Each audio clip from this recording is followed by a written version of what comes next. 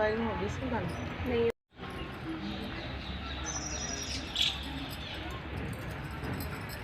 मामला एक अच्छी सही हो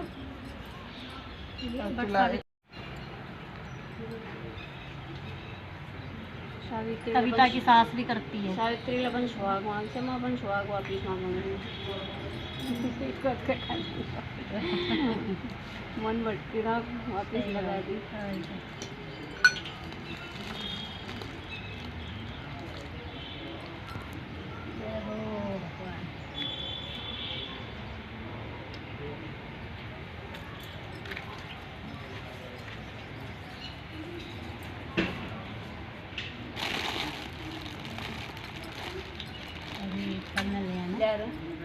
मेरे कहा वो मैं हाजनी में ये कर सो कर बस मैं भाई मैंने कहा ना आज महा कर लो।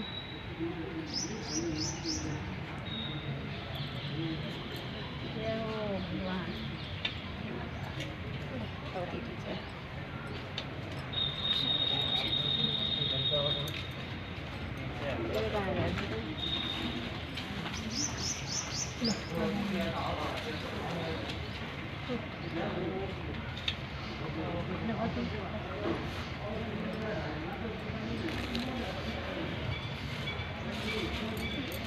बाल से बहुत लग गया ध्यान दे।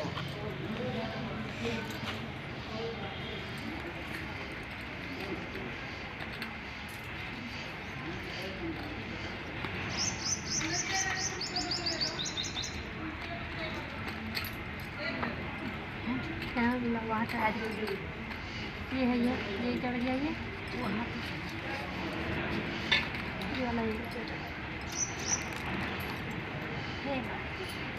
ये ना हमारे यहाँ पर सिंधी चढ़ाओ साथ का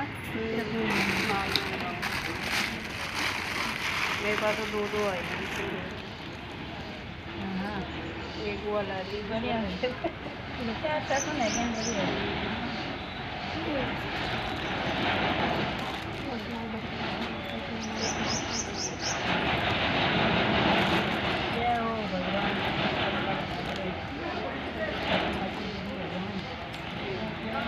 यही वाला लगाना ना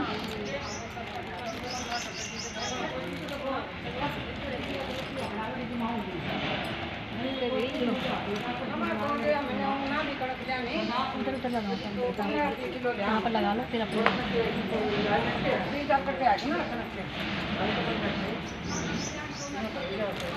आज हम लोग वट सावित्री का व्रत कर रहे हैं जो हमारे उत्तराखंड और यूपी में बहुत ज़्यादा प्रसिद्ध है।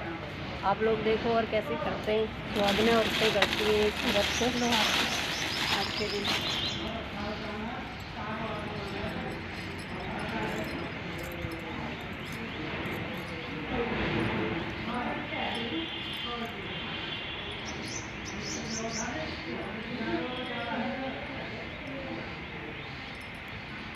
तो ये है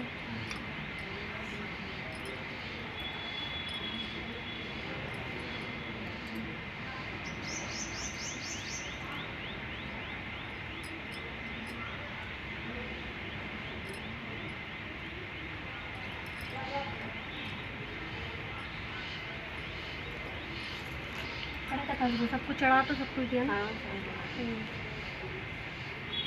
वट सावित्री व्रत ज्येष्ठ मास की कृष्ण पक्ष की अमावस्या को संपन्न किया जाता है। यह स्त्रियों का महत्वपूर्ण पर्व है। इस दिन सत्यवान सावित्री तथा यमराज की पूजा की जाती है। सावित्री ने इस व्रत के प्रभाव से अपने मृतक पति सत्यवान को धर्मराज से छुड़ाया था। वट वृक्ष के नीचे मिट्टी की बनी सावित्री और सत्यवान तथा भैंसे पर सवार यम की प्रतिमा स्थापित कर पूजा करनी चाहिए। वट के जड़ में पानी देना चाहिए। पूजा के लिए जल, मौली, रोली, कच्चा सूत, भिगोया हुआ चना, फूल और धूप होनी चाहिए।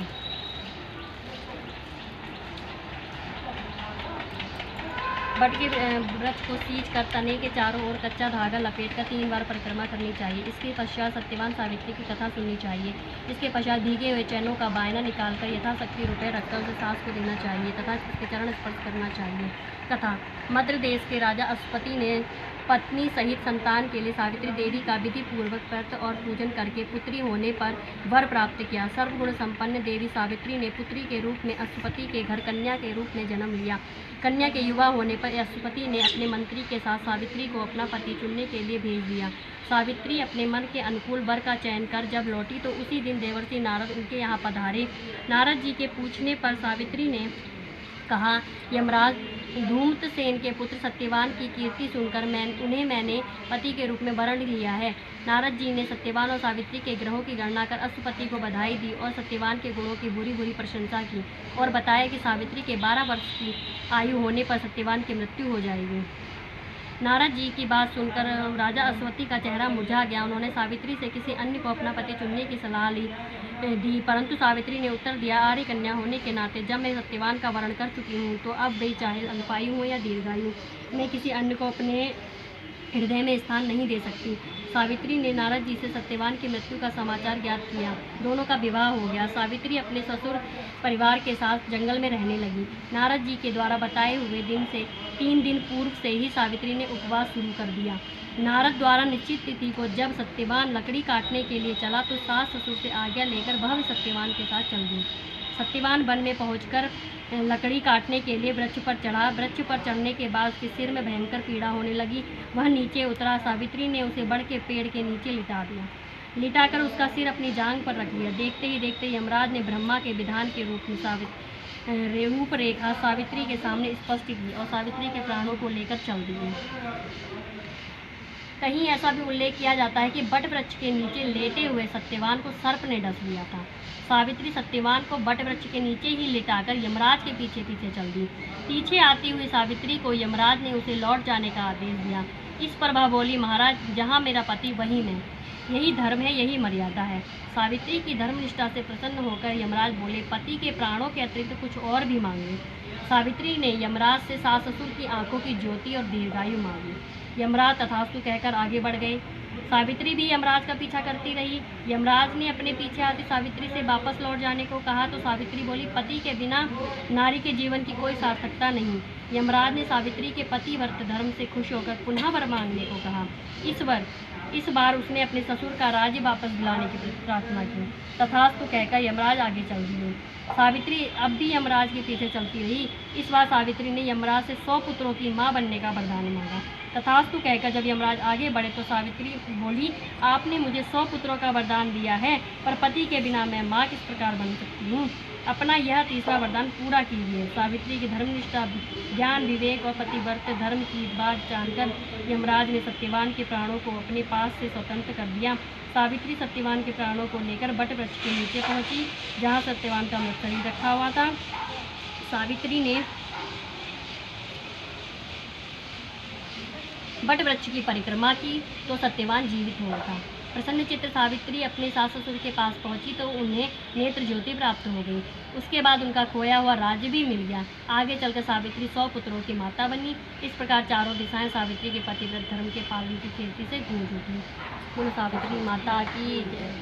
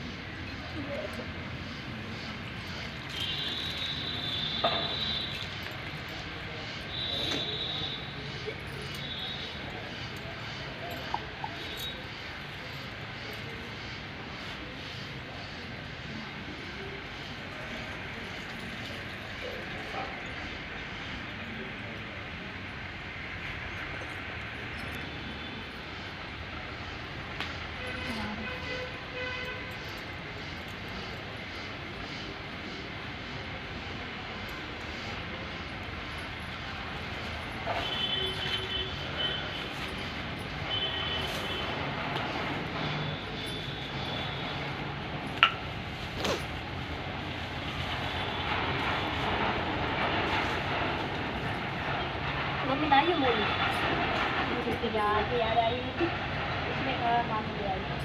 हाँ वो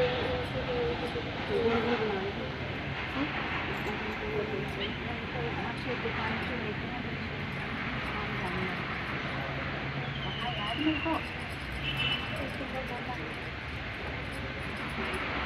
आप 7 और करते फिर गांव में तो होता ही नहीं है ना, जैसे हाँ, होता ही है, हम ही पल्ली नहीं करते करते, कोई कोई करते हैं। और जैसे आप पिथौरागढ़ शहर में बरकती है तो वहाँ करते हैं, हाँ। कोई 7 बार थोड़ा करता है, इसको छोड़ो ना। कोई 3 बार करता है, कोई 5 बार करता है। ऐसे ही लगे तो इसको क्या है? तो फिर आप कैसे पकड़ोगे? छुट्टी तो करेंगे इसमें 7 बार लपेटेंगे, हो जाएगा इससे। नहीं होगा तो करिए हाँ हो जाएगा, हो जाएगा।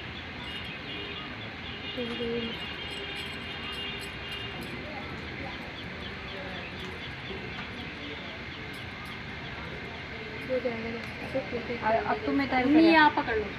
तुम तैर बजा क्या बजा तुम्हें? या इसी से बांध। मैं इससे डाल हाँ, आप इससे कर लो। रात तो लगानी पड़ेगी ना। हाँ।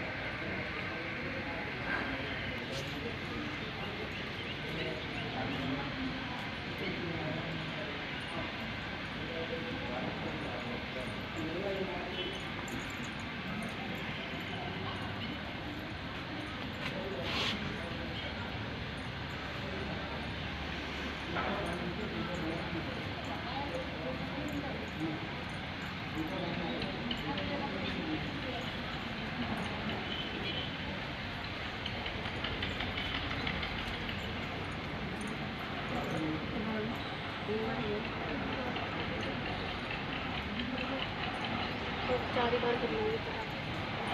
5 बार हो जाएगा, 5 बार कर लेंगे। मेरा भी 4 बार ही 4 ही करो, कोई इसमें लिखा भी 4 ही है। अब 4 ही तो सही 4 निकला है। इसकी में पूरा हो गया। और 4 में ही बिल्कुल पूरा हो गया मेरा तो। सही है।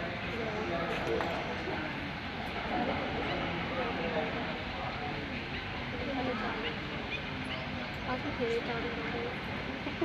4 ही कह रहे तो